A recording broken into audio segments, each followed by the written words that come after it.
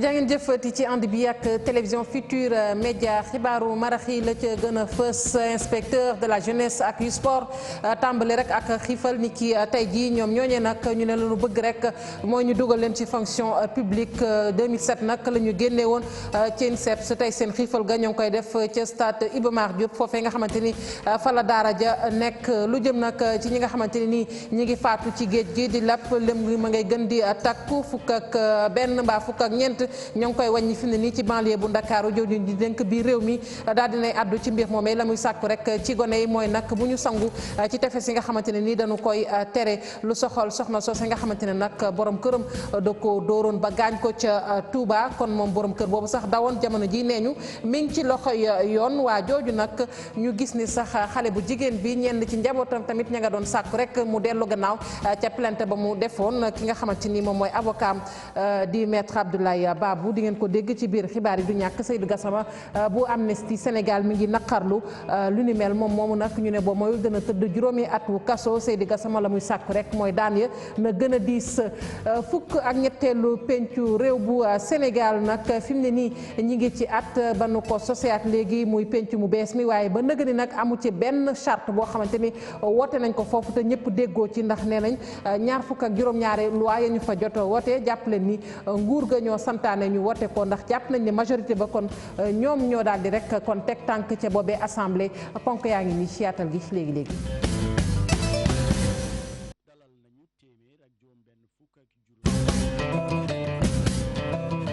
dale na jàmm ci xibaaru marax yi ñu tàmbali ko rek ak xiifal gi nga xamante ni inspecteur de la jeunesse ak des sports tàmbali nañu ko tey jilee ñoom ñooñu nag di sàkku rek daal ñu dugal leen ci fonction publique ndax 2017 la ñu génnoon ci kër googee di INSEPS waaye ba nëgë ni nag kilifa yi dañuy tànkam lu seen i jafe-jafe tey nag la ñu dooral nee ñu xiifal bu amul àpp ca INSEPS ga nga xamante ni ma nga féetee ca stade Iba Mar Diop ñu teewlu Ibrahima Diba moom moo wax ci seen tour ci micro Mame Biram Diouf. État dafa woote woon concours en 2015-2017 ñu def concours pour devenir des inspecteurs de la jeunesse et des sports bi ñu defee concours bi def 2 ans de formation depuis lors ça fait 1 an ngi nii ñu ngi toog liggéeyuñu ci ay borom kër ci ay nit ñi nga xamante ni ay pères de famille lañ ay responsables ay soutien de famille nit ñi nga xamante ni yaakaaruñu dara lu dul seen liggéey lu dul seen ñaq te loolu du dëgg du yoon. ñun rek ñoo nekk ci situation bu mel nii muy FASTEF di ENA di bépp école bi nga xamante ni da nga duggoon ci concours en 2015-2017 ñëpp jël nañ service bu mu des ñun.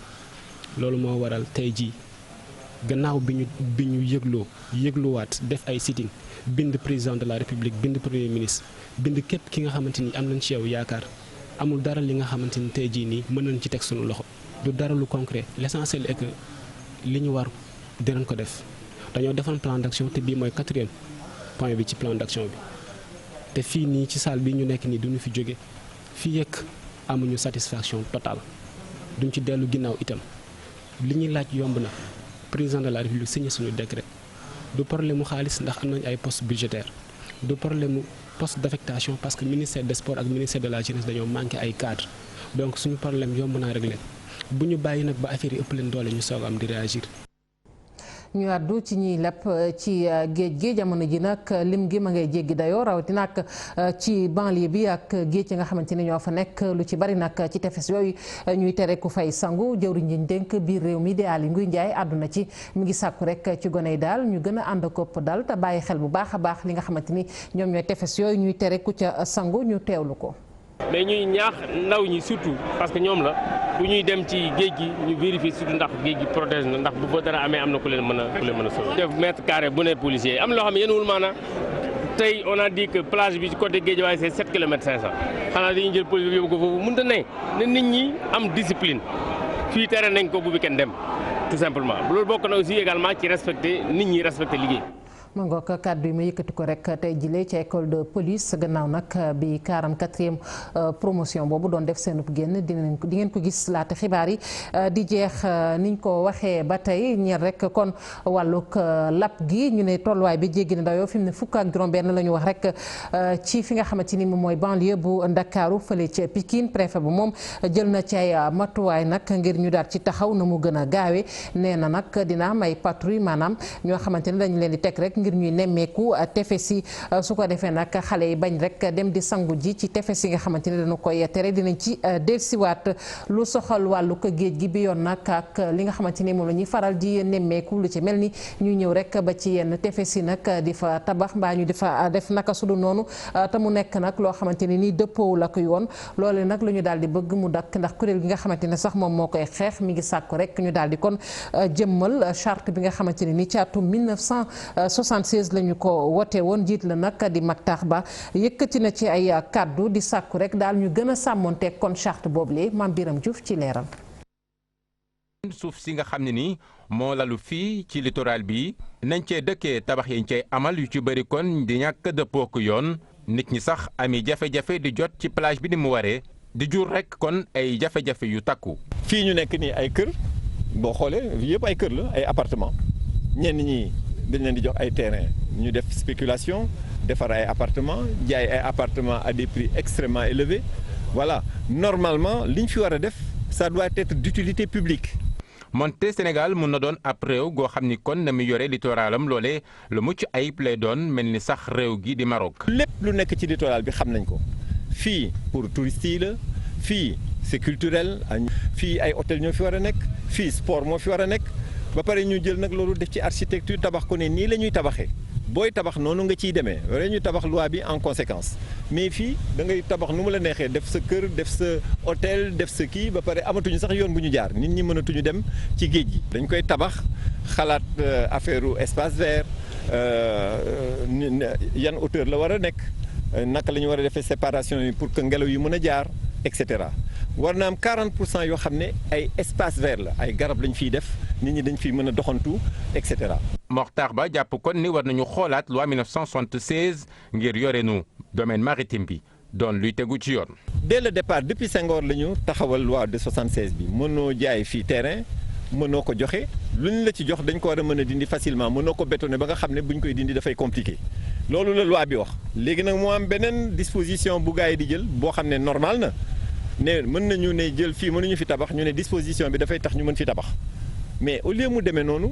loolu mën na am bu fekkee ne askan wi dafa soxla ñu dindi li tabax ko. plateforme pour l'environnement et la réappropriation du littoral jàpp ni kon war nañu am ab politique bu gën a baax liñ fi am lépp ngir bi domaine maritime bi doon ab bërëb goo xam ni kon ñëpp dinañ ci jot te mu waree. Mame Biram Diouf di ko jaajëfal waa jooju nag dooroon soxnaam dóor yu metti ca Touba ba soxna sa daal jële ci ay gaañu yu metti moom sax ñu ne woon dafa dawoon jamono ji may wax ak yéen nag ñu ne ma ngi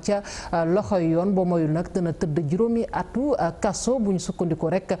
ci maître Babou mi nga xamante ne nii kon moom mooy avocat gone gu jigéen googee moom maître Babou nag nee na sax ñenn ci njabootu xale bu jigéen ba ñu ngi doon sàkku nag mu daal di deltu gannaaw ca plainte ba mu defoon ci wàllu ko yoon loolee sax ñu gis ni daal baaxul benn yoon ndax am na ci yoo xamante ni kenn waru koo nëppal Seydi Gassama bu Amnesty International moom it am na ay kàddu yu mu ci yëkkati Amnesty Sénégal moom la mu xamle rek mooy daan yooyu ñu nar a teg waa ji bu dee luy am la na nekk daan yoo xamante ni daan yu diis lay doon. ñu daal di wax ci leneen muy nag fële ca ginnaaw raay ak ñi nga xamante ni ñoom ñoo doon kon mu mel ni rek Seydi Gassama sotti na Seydi Gassama ñu teewlu ko moom mi nga xamante ni moom moo jiite Amnesty Sénégal. li xew Touba vraiment ñu ngi koy naxarlu di koy ñaawlu di wax ne genre violence boobu bees bu nekk n'est-ce pas day xew fii ci biir Sénégal waaw ñi nga xam ne ñoom ñooy victimes yi ak askan wi dañ ko jéem a nëb-nëbal te loolu dafa doy et maa ngi vraiment ñaan Sénégal yi ñaax leen pour que képp koo xam ne ci sa biir njaboot wala ci sa biir gox gis nga genre violence yi fexe ba n'est-ce pas nit ñi yëg ko fexe ba procureur yëg ko di wax ne tamit procureur ak l'enquêteur yi war ñu fi nekk di woyofal genre violence boobu waaw violence bu grave la boo xam ne ñi koy subir n'est-ce pas daf leen di affecté léegi daal man defe naa sensibilisation dafa doy ndax lii diine santaane ko aada santaane ko cosaan santaane ko ku ko def yoon dafa war a tegu sa kaw nu mu gën a diise pour que mu nekk exemple pour ñeneen yi di wax ne cas bi ñun dañ ko suivre du ñu nangu mukk n'est-ce pas sa biram sow la ñu bàyyi ko mu ñibbi këram waaw dinañu fexe ba mu des ci biir kaso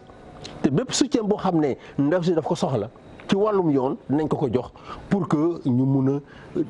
teg waa ji daan bu gën a métti et que mu nekk exemple pour ñeneen góor yi nga xam ne n'est-ce pas dañu jàpp seen jabar yi comme ay jaam di leen dóor di leen toroxal. ci ginnaaw raay moom askan wa fa yeewu nag ña nga doon wane seenub naqar li ko waral bokk na rek ci canal boobu nga xamante ne nii ndox mu salte may jógee ca marché bu Waranka ca lay jaar ndox mu salte moo xamante ne tax na ba canal ba daal melokaan wa kenn mënatu koo xool loolu yëpp nag ñu ni buñ ci teelulee jug daal dana leen indi lay jafe-jafe naam sax tàmbali na ko jafe-jafe yooyu ci wàllu wér-gu-yaram ñu teewlu ab Pape Thiam ci micro Salif Sow. dañoo am métitu xol feebaru xol boo xamante ni dafa yàgg ci ginnaaw raay sud depuis 2002 ñu ngi dund feebar boo xam ne te nag il est grand temps que la population de ginnaaw raay xam ne mbir mi newul ci ay loxo gaa yi mbir mi fi mu nekk moo ci loxo population bi te population boobu tey moom moo taxaw nii nekk ci li nga xamante ne bi yéen a gisal seen bopp canalisation bi tey mu ngi lor suñuy dëkkandoo canalisation bi tey mu ngi rey askanu ginnaaw raay canalisation bi tey mu ngi rey doomu ginnaaw raay te loolu ñu ngi koy dénoncer ak fermeté loolu duñ ci may benn autorité municipale wala autorité étatique que lii duñ koy bàyyi en tant que des dignes fils de la population de Pikine ñun ñu ngi def li ñu mën chaque année dinañu dajale suñuy nit ñu jéem a def lu ñu def mais nag xam nga ñun amuñu moyen wu jéem a dindi lii nga xamante ne bii mooy canalisation bi dañ leen porter plainte parce que li ñu yor du seen alalu bopp suñu alal la ñun te sa alal fu mu nekk war nga ko xam.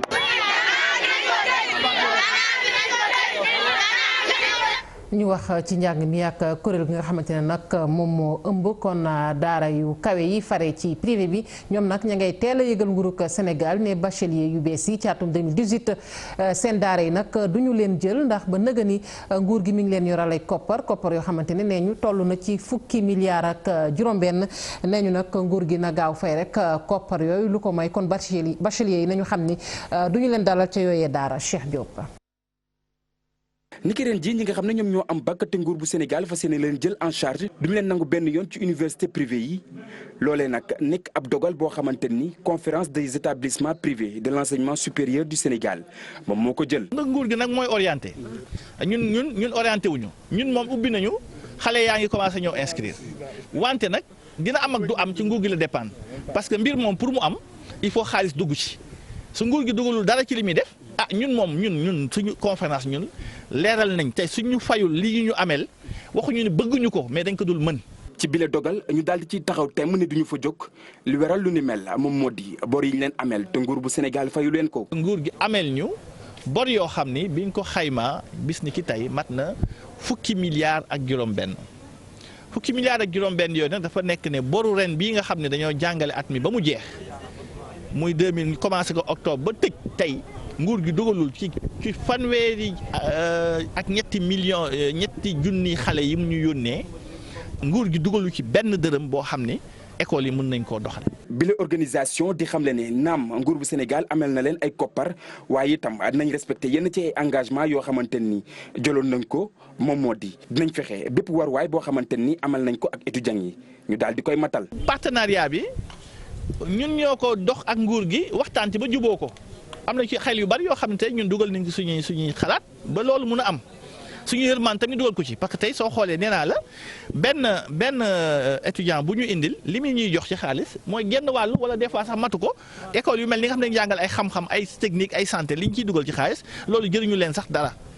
mais jàppoon nañ ni lu ñu déggoo nguur gi la ñun mën nañ ko def. ñi leen nag di sàkku ba tey ci nguur bu Sénégal mu daal dikk ak ñoom ci ay ndimbal ci jafe-jafe yi nga xam ne ñu ngi koy dund jamono yii seen bëgg-bëgg du dara lu dul daal di jàppale ndaw yi ci lépp lu soxal wàllu njàng mi ak njàngale mi.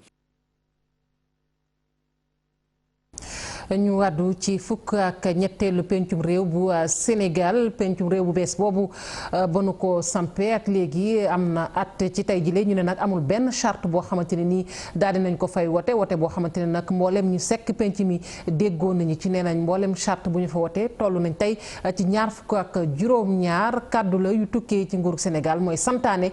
ñuy def loole nag muy lu nu naqarlu ndax ñi nga xamante ne ñoom la ñu jàpp ni ñooy majorité ñoo fa toogal nguur gi kujje politique gi ñoom nee ñu fii ci Sénégal daal république amu fii dañ ci ànd ak Pape Fara ñi ngi ci am na Laurent Mendy. amul benn projet de loi boo xam ne député yi ñoom ñoo ko teg ci taabal bi ci benn at bile assemblée nationale dafa yaacaaral wala déet. déedéet du ñàkk initiative xam nga loi ci ñetti yëf rek la mën a jóge benn bi mooy dañuy def référendum wala gouvernement bi am projet indil ko député yi ñu votel ko wala député yi gis ni am nañu benn proposition de loi ñu def proposition de loi bi ñu indi ko buñ ci d'accord ñu voté ko ñu def ko waaye nag amu ci benn boo xam ne dafa automatique. naa loo xam ne lii du règle bi exception la. projet de loi yi nga xam ne dafay jógee ci gouvernement bi règlement intérieur assemblée nationale dafa am nu muy doxee nag mais du génn rek taxaw wax lu neex bëgg. député Mamadou Diop Decroix jàpp ne assemblée nationale tur bi dong moo fa ne. assemblée ba ñu yaakaar ba tax ngay ñëw di ma laaj lii boobee assemblée amatu fi république ñetti pouvoir la léegi assemblée amatut nu mu tuddati attekat atte justice amatut parce que dañoo rocc seeni sero. waaye ndax ku jéggi mu ngi def rôle am.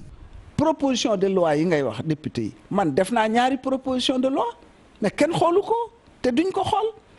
def naa proposition de loi pour ñu dindi raw gàddu ci élection. bu ñu demee ba réew mi amaat république nekkaat république assemblée amaat bu boobaa ñu gën cee mën a waxtaan. bureau bu président assemblée nationale ne bloqué wuñu dara. mais bala ko président di bloqué na ko gis. loo compte président Moustapha Niasse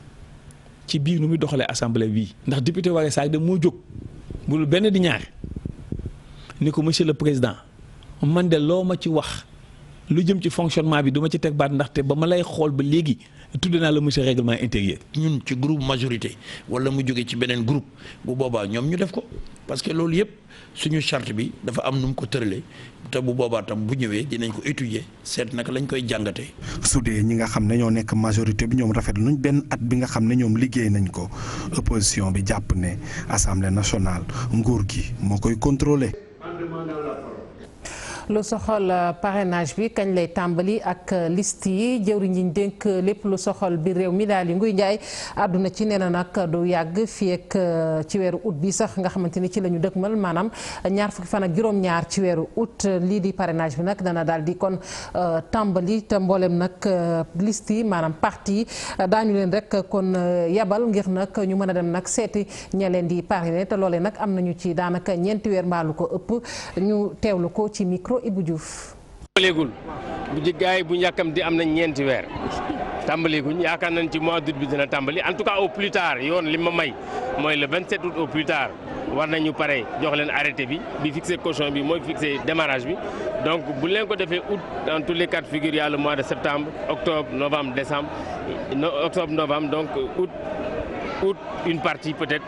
septembre octobre novembre ça fait minimum 3 mois. ak peut-être 15 jours wala 20 jours yoo xam ni kenn ku ci nekk da nga am temps pour recueillir ses parrainages maintenant nag comme neex nga def say entraînement wut say militants sensibiliser ñu taxaw di xaar tout simplement mais ñetti weer yaakaar naa ne dañu mën a am li ñu am donc yaakaar naa ne bala yàgg dina tàmbali. waxoon nañu ko sànq ak ñi nga xamante ni ñoom ñoo génn di ay takk der yu bees tey jëli ci école nationale de police gannaaw nag bu ñu leen tàggatee muy 44e promotion boobu nag lu toll kon ci juróom fukk ak benn ci commissaire de police lañu ñaar fukk ak benn officier de police ñetti téeméer ak benn ay sous-officier ñoo ne nag ñu tàggat leen bu baax a baax waaye tamit gën leen tàggat ci ay mbir ndax kenn naataable wu fii ci Sénégal ay jafe-jafe kon nemmeeku nañu ko ndax gisoon nañu takk der yi ñuy joxañ baaraam léeg-léeg ne ña ngay doxalee naka su dul noonu ak askan wi wàllug terrorisme mu mel ni liggéey bu leen di xaar bari na waaye loolu yépp ñu tàggat leen ci Ibou Diouf. ñi ay agent de police lañu ñoom ñi ñooy 44e promotion bu école nationale bu police seen biir mu am ay commissaire ay officier de police wala sax ay sous-officier ci xew-xew bi nag ñu leen doon jébbal li nga xam ne rek mooy seeni épaulette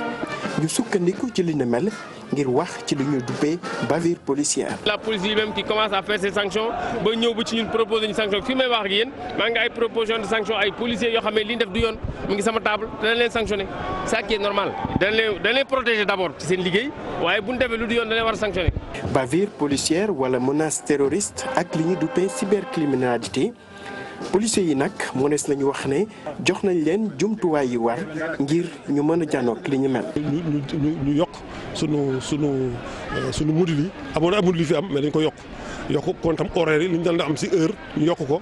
ñi leen doon jàngal ñuy dolli si ñeneen pour mu gën a am doole pour ñu gën a am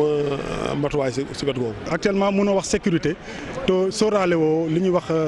les nouveaux types de menaces mooy li ñuy wax maanaam terrorisme li ñuy wax cybercriminalité ak yeneen infraction donc yooyu dañ cee tàggat ba nga xam ne tey ñun ñëpp mën nañoo jàkkaarloo accès ak maanaam menaces yooyu. ñoom ñii nag ñoo taamu rek liggéey fi nga xamante ne mooy biir police nationale fonk lool li nga xamante ne mooy seen uniforme taxawu askan bi tamit ba li nga xam ne moom mooy seen wareef ñu matal ko bu baax a baax. policier mën a def liggéeyam te du dóor kenn mën a def liggéeyam te du boo ndaxatal kenn mën a def liggéeyam te du gaañ kenn na ko def ci yoon surtout que comme j'ai dit jamono dafa changé. li nga xam ne mooy suñu wàll mooy wàllu formation ñun li ñu suñu cër mooy préparer xale yi ba avant ñuy génn wax dëgg yàlla ñu am matuwaay yëpp ba bu ñu génnee li ñu yaakaar si ñoom ak li population yaakaar si ñoom ñu mën koo def. ci seen i kanami mbokk seen xarit ak ñi nga xam ne rek ñoo leen formé ñoo ñëw wane woon mbégte lool li leen di xaar kay mooy ana naka la ñuy def rek te li nga xamante ne police loolee la leen sas ñu mën ko saxoo su ko defee rek ñu mën a liggéeyal seen réew tamit. lu jëm ci wàllu police ñu seeti rek commissariat bu Sédhiou commissariat boobu nag nga xamante ni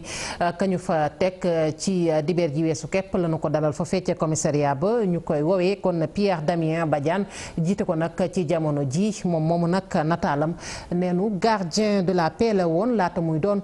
li nga xamante ni moom mooy inspecteur mujjee doon rek officier waaye jàppaleen ni ku génne ak lijaas la ca école nationale police bu France dañuy ànd ak Bakary Konté mu dikk ak ñun ci nataalam. commissaire Pierre Damien Badiane moom nag mu ngi dugg ci police ci 1983 nekkoon nag gardien de la paix balaa muy nekk inspecteur ba ci officier moom nag am na ay postes yu bëri yoo xamante ni occupé na ko ndaxte nekkoon na ci 5e compagnie bu groupement mobile d'intervention nekkoon ci escadron blindé bu GMI nekkoon tamit ci brigade d'intervention polyvalente ak division des investigations criminelles ci le 19 juillet nag bu ñu jógee nii ci lañ ko def commissaire ci nouveau commissariat fii ci diwaanu Sédhiou. Il nous revient donc en tant que membre de la police nationale affecté ici à Sédhiou. ñun nag ci police nationale la ñu bokk ñi daal di ñuy affecté fii ci diwaanu Sédhiou dinañ daal di exécuter lépp loo xamante ne moo nekk ci ñu liggéey daal di respecter éthique ak déontologie suñu mission mooy aar population bi ak seen i bien daal di maintenir ordre public bi ci diwaanu Sédhiou bu fekkee nag dafa daal di am trouble dañuy daal di collaborer ak autorité administrative pour ñu daal di rétablir ordre public fii ci diwaanu Sédhiou wante tam xeex lépp loo xamante ne nekk na criminalité fii ci diwaanu Pakao. La recherche et la constatation des infractions de loi pénale,